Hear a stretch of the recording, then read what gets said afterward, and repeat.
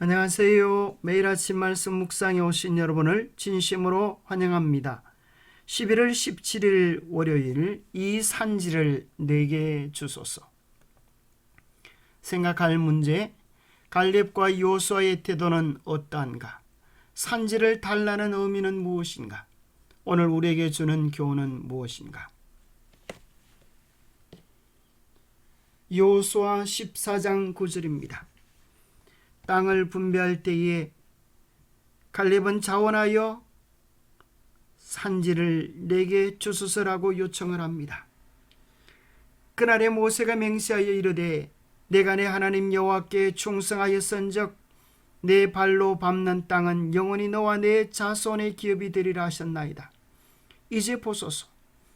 여호와께서 이 말씀을 모세에게 이르신 때로부터 이스라엘이 광야에서 방황한 이 45년 동안을 여호와께서 말씀하신 대로 나를 생존하게 하셨나이다. 오늘 내가 85세로 돼 모세가 나를 보내던 날과 같이 오늘도 내가 여전히 강건하니 내 힘이 그때나 지금이나 같아서 싸움에나 출입에 감당할 수 있으니 그날에 여호와께서 말씀하신 이 산지를 지금 내게 주소서. 당신도 그날에 들으셨거니와 그곳에는 아낙 사람이 있고 그 성읍들은 크고 견고할지라도 여호와께서 나와 함께 하시면 내가 여호와께서 말씀하신 대로 그들을 쫓아내리다니. 여호수아가 여분네 아들 갈렙을 위하여 축복하고 헤브론을 그에게 주어 기업을 삼게 하며 헤브론이 그니스 사람 여분네 아들 갈렙의 기업이 되었습니다. 그러나 내 종 갈렙은 그 마음이 그들과 달라서 나를 온전히 따랐은즉 그가 갔던 땅으로 내가 그를 인도하여 드리리니 그의 자손이 그 땅을 차지하리라. 민수기 32장입니다. 그나스 사람 여분네 아들 갈렙과 눈이 아들 여호수아는 여호와를 온전히 따랐느니라. 신명기 1장 36절. 오직 여분네 아들 갈렙은 온전히 여호와께 순종하였은즉 그는 그것을 볼 것이요 그가 밟는 땅을 내가 그와 그의 자손에게 주리라. 누가복음 6장 45절. 선한 사람은 마음에 쌓은 선에서 선한 것을 내고 악한 자는 그 쌓은 악에서 악을 내나니 이는 마음에 가득한 것을 입으로 말함이니라. 갈렙과 여호수아는 어떤 사람이었습니까? 그들은 주님의 말씀이 그들의 마음에 쌓여 있는 사람이었고 여호와를 온전히 따르는 사람이었습니다. 그렇게 말하고 생활하는 하나님의 사람들이었습니다.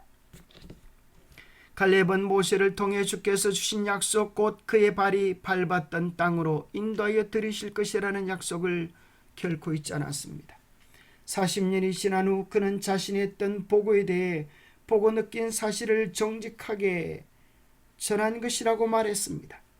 그의 보고는 하나님의 인도와 도우심으로 이스라엘이 그 땅을 정복할 수 있다는 그의 확신에 기초한 것이었습니다. 이스라엘 백성에게 두려움을 불러일으킨 다른 10명의 정탐꾼들의 보고와 달리 갈렙은 주님의 약속에 대한 온전한 신뢰와 헌신을 보여주었습니다. 나는 내 하나님 여호와께 충성하였다의 히브리의 표현은 아마도 내 마음은 온전히 주님을 따랐다 혹은 나는 주님을 따르려는 마음으로 가득했다는 더 긴 관용구의 축약형 표현일 것입니다. 이방신들을 따라가며 주님을 온전히 따르지 않았던 다른 이들과는 달리 갈렙과 여호수아는 온전한 마음으로 주님께 헌신했습니다. 여호수아는 지도자로서 온 백성을 이끌었고 갈렙은 헌신된 자로서 모범된 자로서 가장 힘들고 어려운 땅을 자원하여 달라고 요청했습니다. 그 산지를 달라는 의미는 무엇일까요? 흔히 대부분 산지를 달라고 하면 평지보다도 더 힘들고 어려운 땅으로만 이해하지만 실제 산지를 달라고 하는 의미는 단지 어렵고 힘든 땅이라는 의미를 뛰어넘습니다. 여호수아 14장 12절에 보면 이 산지를 지금 내게 주소서. 당신도 그날에 들으셨거니와 그곳에는 아낙 사람이 있고 그 성읍들은 크고 견고할지라도 여호와께서 나와 함께 하시면 내가 여호와께서 말씀하신 대로 그들을 쫓아내리이다. 아낙 사람은 어떤 사람들입니까? 민수기 13장 33절에 보면 12 정탐꾼들이 그곳을 정탐하고 열망의 정탐꾼들이 바로 네피림 후손인 아낙 자손의 그인을 보았나니 우리는 스스로 보기에도 메뚜기 같으니 그들이 보기에도 그와 같았을 것이라. 40년 전 이스라엘이 낙심하게 되었던 근본적인 원인, 그것은 아낙 자손의 그인들을 보았기 때문입니다. 그들과 자신을 비교해 보니까 메뚜기에 지나지 않은 연약한 자들이라고 표현을 한 것입니다. 여호수아 15장 13절에 보면 그인들이 살던 땅, 그 땅이 바로 산지였고 헤브론이었습니다. 여호와께서 여호수아에게 명령하신 대로 여호수아가 기랏 아르바 곧 헤브론을 유다 자손 중에서 분깃으로 여분네 아들 갈렙에게 주었으니 아르바는 아낙의 아버지였더라. 기랏 아르바는 헤브론의 옛 이름이었습니다. 기랏이라는 말은 도성이라는 소리고 아르바는 사람의 이름입니다. 아르바의 도성이라는 것입니다. 아르바가 얼마나 대단한 사람이었는지 도성의 이름이 그를 중심으로 아르바의 도성이라고 할 정도였습니다. 아르바는 아낙의 아버지였습니다. 아낙 자손, 그러니 아르바의 후손들이 그곳에 살고 있었기 때문입니다. 갈렙이 거기서 아낙의 소생 곧 그 세 아들 곧 세세와 아이만과 달메를 쫓아내었고 하나님의 약속에 의지하여 85세 된 노장이 가장 어렵고 힘든 땅, 무시무시한 그인이 있어서 아무도 도전하기를 싫어했던 그 땅을 갈렙과 여호수아는 자원하여 달라고 요청한 것입니다. 그리고 하나님의 약속에 근거하여 세세와 아이만과 달메 곧 아낙 자손을 쫓아내어 헤브론을 하나님의 땅으로, 이스라엘의 땅으로 삼는 일에 성공하게 됩니다. 헤브론은 특별히 이스라엘 백성들에게 있어서 의미 있는 땅이었습니다. 창세기 23장 2절에 보면 사라가 가나안 땅 헤브론 곧 기랏 아르바에서 죽음에, 19절에 보면 그 후에 아브라함이 그 아내 사라를 가나안 땅 마므레 앞 막벨라 밭굴에 장사였더라. 마므레는 곧 헤브론이라.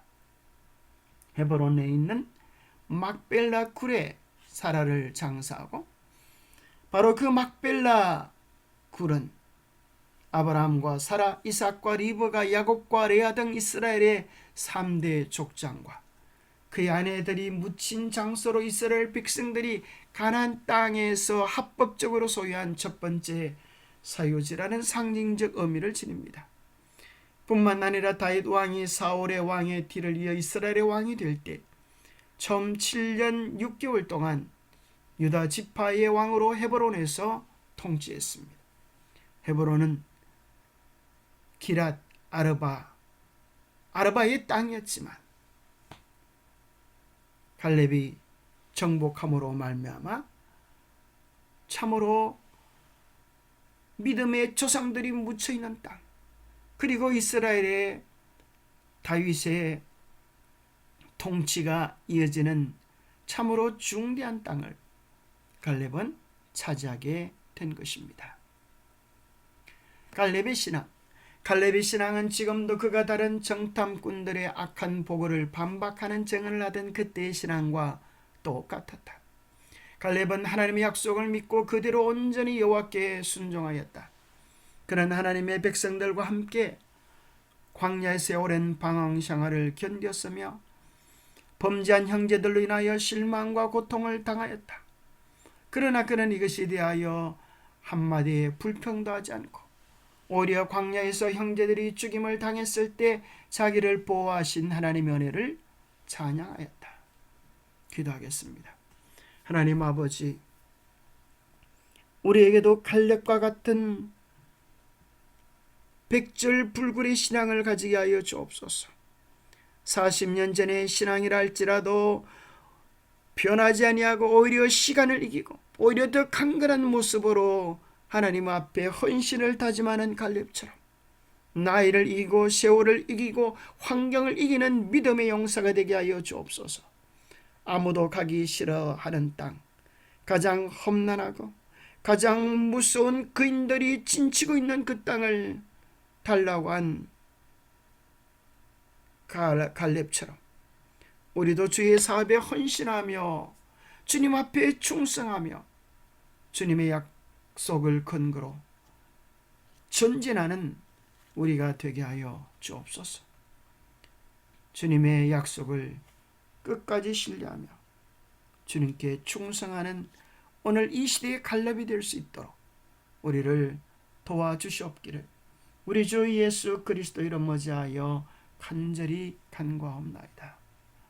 감사합니다. 오늘도 갈렙처럼 세월을 이기는 영적 거인들로 주님 앞에 헌신하게 되기를 축복합니다. 감사합니다.